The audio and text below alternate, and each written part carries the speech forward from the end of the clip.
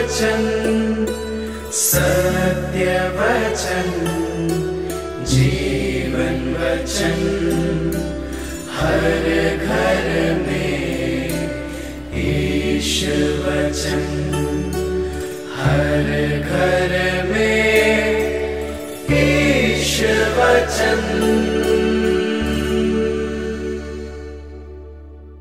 प्रभु आप लोगों के साथ हो और आपकी आत्मा के साथ। संत मत्ती के अनुसार पवित्र सुसमाचार। हे प्रभु तेरी महिमा हो। अध्याय 16 पद संख्याएं 13 से 19।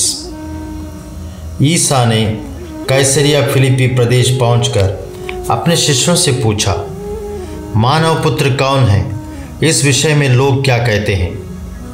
उन्होंने उत्तर दिया, कुछ लोग कहते हैं यूहन्ना बपतिस्ता, कुछ कहते हैं एलियस और कुछ लोग कहते हैं यिर्मयाह अथवा नबियों में से कोई।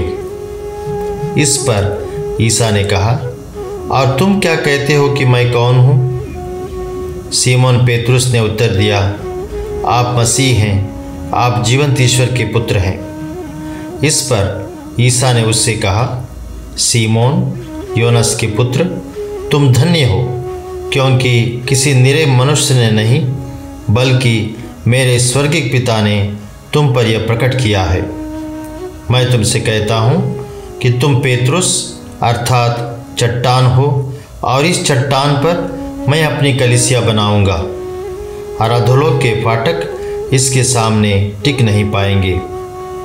मैं तुम्हें स्वर्गराज की कुंजियाँ प्रदान करूंगा। तुम पृथ्वी पर जिसका निषेध करोगे स्वर्ग में भी उसका निषेध रहेगा, और पृथ्वी पर जिसकी अनुमति दोगे स्वर्ग में भी उसकी अनुमति रहेगी। प्रभु का सुसमाचार। हे क्रिस्त तेरी स्तुति हो।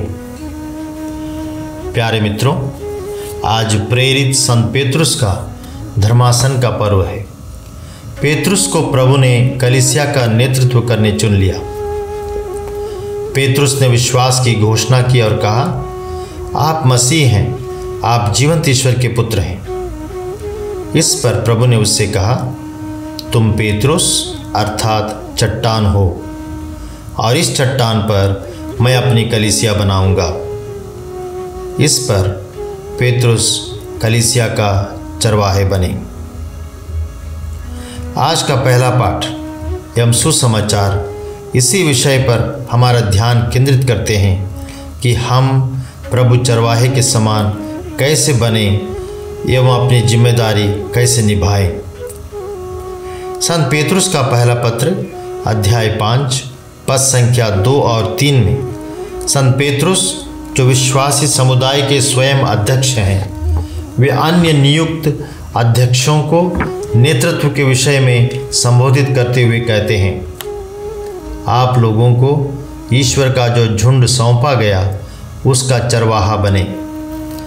ईश्वर की इच्छा के अनुसार उसकी देखभाल करें, लाचारी से नहीं बल्कि खुशी से, घिनौने लाभ के लिए नहीं बल्कि सेवा भाव से, अपने सौंपे हुए लोगों पर अधिकार जताकर नहीं बल्कि झुंड के लिए आदर्श बनकर। यही सच्चे चरवाहे के गुण एवं पहचान है। संत पेतरुस प्रधान चरवाहे प्रभु क्रिस्त के प्रतिनिधि हैं, जिनको उन्होंने चरवाहे के रूप में नियुक्त किया। आज उस चरवाहे का पर्व मनाते समय हमारे समक्ष 3 सवाल हैं। पहला सवाल, आज मैं किस अर्थ में एक चरवाहा हूँ? जवाब बहुत सरल है।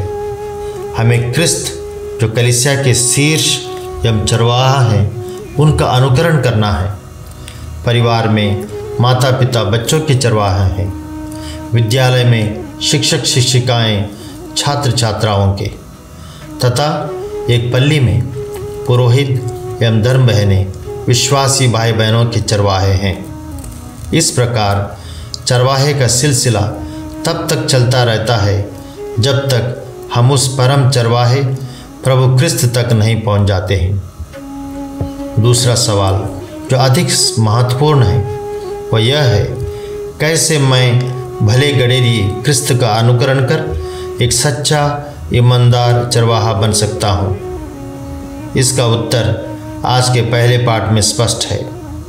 संत पेतरुस कहते हैं, चरवाहे को अपने भेड़ों की देखभाल मात्र कर्तव्य से नहीं बल्कि प्यार से करनी चाहिए, ताकि वह सबके लिए एक मिसाल बने। फलस्वरूप सभी उसका अनुसरण करते हुए सर्वोच्च चरवाहा प्रभु यीशु के साथ संयुक्त रहें। हम में से हर एक को प्रभु ने एक गडेरी स्वरूप जिम्मेदारी सौंपी है, इसलिए वे चाहते हैं कि हम उनके जीवन के एवं कार्यशैली को अपनाएं। यह हमें तीसरे अतः अंतिम सबसे महत्वपूर्ण प्रश्न पर ले जाता है, क्या मैं क्रिस्त की चरवाहे की शैली अनुसरण करने के लिए तैयार हूँ? भला गडेरिया हमारे उत्तर का इंतज़ार कर रहा है। आमीन।